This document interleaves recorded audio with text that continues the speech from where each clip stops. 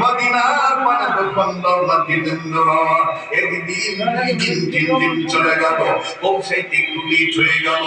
আল্লাহর বান্দা পবিত্র মুফাসসির মদিনার রাস্তায় যখন পৌঁছে গেল, সোনার মদিনায় যখন উপস্থিত হইল, নবীজি কোথায় আছে গো?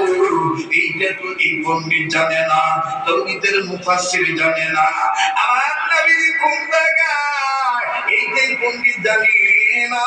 মুসলমান বন্ধুরা আমার, এই পণ্ডিত নিষ্করু যে আমি এই জায়গাটায় দাঁড়াবো, এই পথ দিয়ে যদি কেউ যায়, আমি তার জিজ্ঞেস করে বলবো, তোমরা কি বলতে পারো নি গো নবী মুহাম্মদের জায়গাটা কোথায়?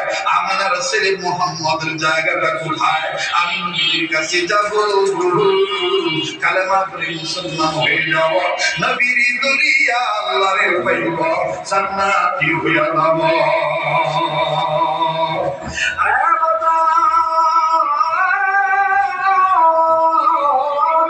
আল্লাহর বান্দা ইহুদি পণ্ডিত এই তৌহিদের মুফাসসির জায়গায় দাঁড়াইল, কেউ কাউকে জিজ্ঞেস করবে বাবা, কাকে জিজ্ঞেস করবে লোক তালাশ করে পায় না।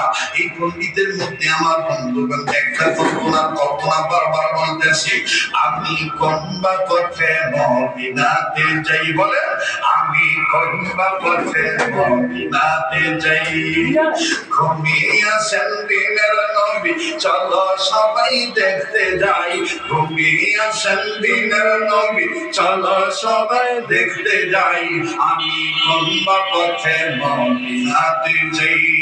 সূরা মারহাবা। আরে বন্ধু